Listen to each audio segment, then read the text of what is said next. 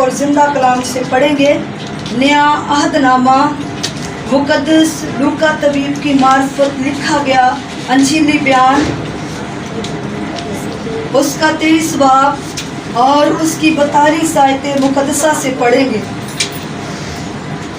तो खुदा के लोगों, हम दूसरा कलमा नजात का कलमा पढ़ेंगे।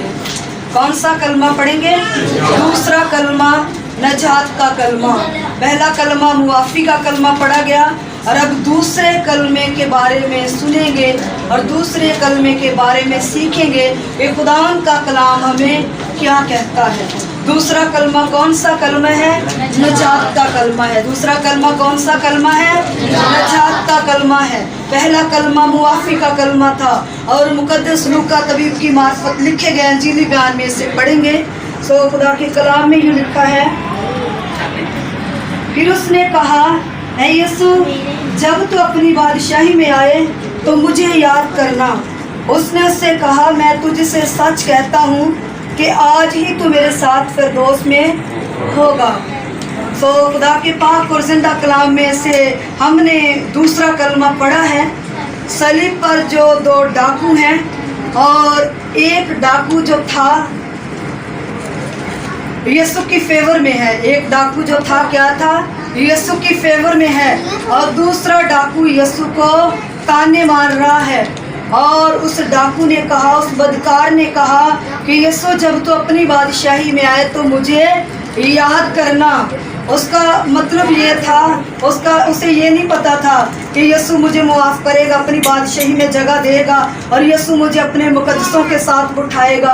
उसने कहा कि जब यीशु दोबारा अदालत करने के लिए आएगा तो मैं अदालत में उसकी हजूरी में खड़ा हो सकूं और मैं अदालत में कायम रह सकूं और खुदा मुझे मुआफ़ करे अदालत वाले दिन। लेकिन यीशु ने से क्या कहा कि आज ही तू मेरे साथ फिरदौस में होगा।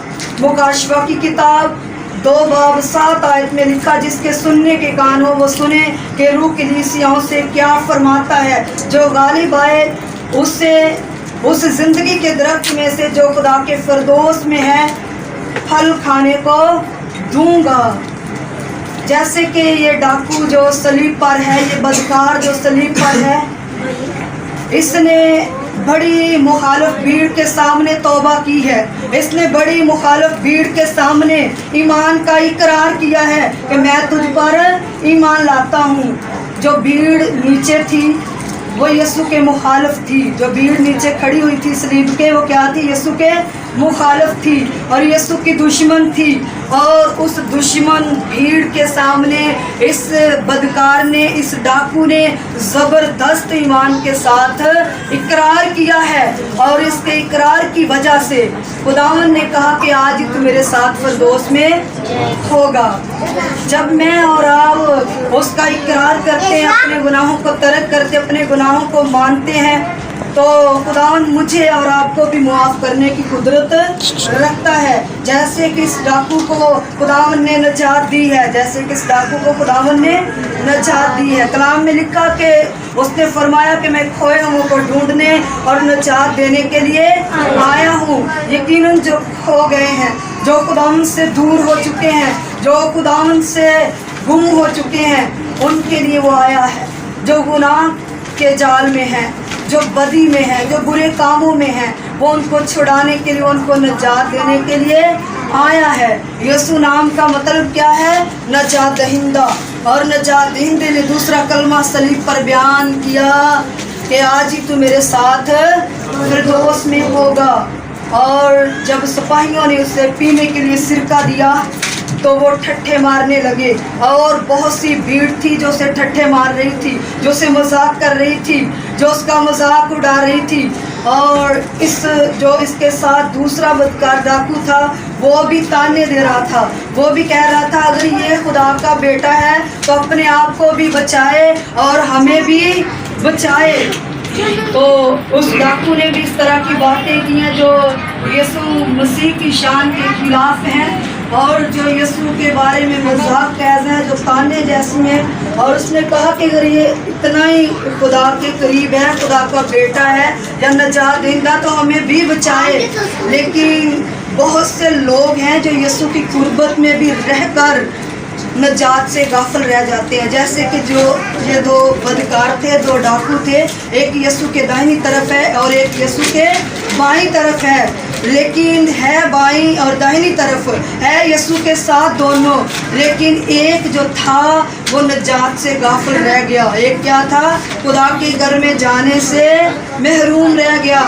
بہت سے لوگ ہیں چرچ آتے ہیں, بہت سے لوگ ہیں دعا کرتے ہیں, بہت سے لوگ ہیں خدا خدا تو کرتے ہیں لیکن نجات سے غافل رہ جاتے ہیں. ان کے دل یسوع کے ساتھ خالص نہیں ہوتے. جیسے کہ اس ڈاکو کا دل تھا جس نے کہا کہ اپنے آپ کو بھی بچا اور ہمیں بھی بچا, اور دوسرے نے اسے جھڑکا. اس نے کہا کہ ہم تو اپنے گناہوں کی وجہ سے یہ سزا پا رہے ہیں, اور اس نے تو کوئی ایسا کام نہیں کیا جس کی وجہ سے یہ صلیب پر ہے, جس کی وجہ سے یہ صلیب پر ہے. اور اس بدکار نے, اس ڈاکو نے صلیب پر اپنے گناہ کا اقرار کیا ہے. نجات نیک کاموں سے نہیں ملتی انسان کو, نجات ایمان لانے سے ملتی ہے. نجات کیسے ملتی ہے؟ ایمان لانے سے ملتی ہے. اور ڈاکو کے پاس وقت نہیں تھا اور اس نے کہا کہ خدا میں ایمان لاتا ہوں کہ واقعی ہم سزا کے لائق ہیں.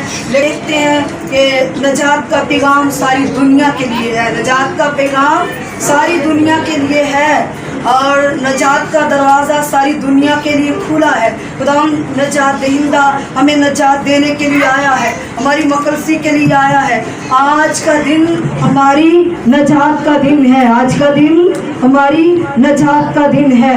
نجات کا مطلب ہے رہائی پانا, چھٹکارا پانا. نجات کا مطلب کیا ہے؟ رہائی پانا, چھٹکارا پانا. کسی بری بات سے رہائی پا جانا, کسی بری بات سے رہائی پا جانا. اور ہم دیکھتے ہیں کہ بنی اسرائیل قوم جو تھی وہ مصر سے رہا ہو گئی, وہ مصریوں کی غلامی میں تھے. بنی اسرائیل لوگ مصریوں کی غلامی میں تھے اور خداوند نجات دہندے نے انہیں رہا کر دیا, انہیں نجات دے دی. خداوند ہی صرف نجات دے سکتا ہے اور کوئی نجات دے نہیں سکتا, اور کوئی نجات دے نہیں سکتا. بنی اسرائیل قوم مصر سے رہائی پا گئی, نجات پا گئی. نجات کا مطلب کیا ہے؟ رہائی پانا, چھٹکارا پانا, آزاد ہو جانا.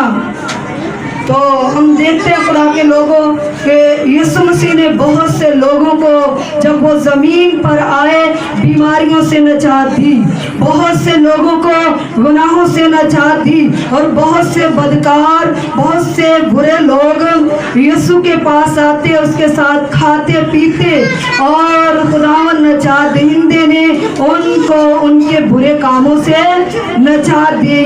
ایک بدکار عورت, بدچلن عورت کا حوالہ آپ جانتے ہیں, جو یسوع کے پاؤں کے پاس بیٹھ کر یسوع کے پاؤں اپنے آنسوؤں سے دھوتی ہے. یسوع نے اسے گناہ سے نجات دی.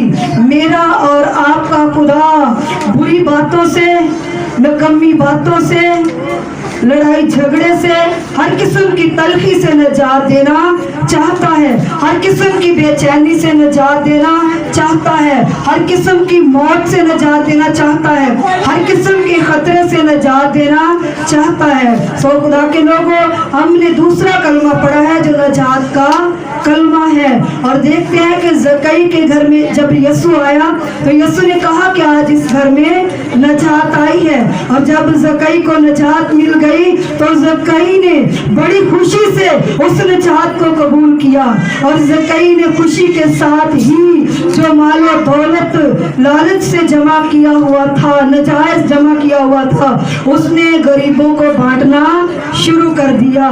جب نجات دہندہ ہماری زندگی میں آ جاتا ہے, ہم رہائی پا جاتے ہیں, ہم چھٹکارا پا جاتے ہیں, ہم آزادی پا جاتے ہیں. سو خدا کے لوگوں, خدا کے پاک اور زندہ کلام کے پڑھے اور سنے جانے پر خدا کی برکت ہو.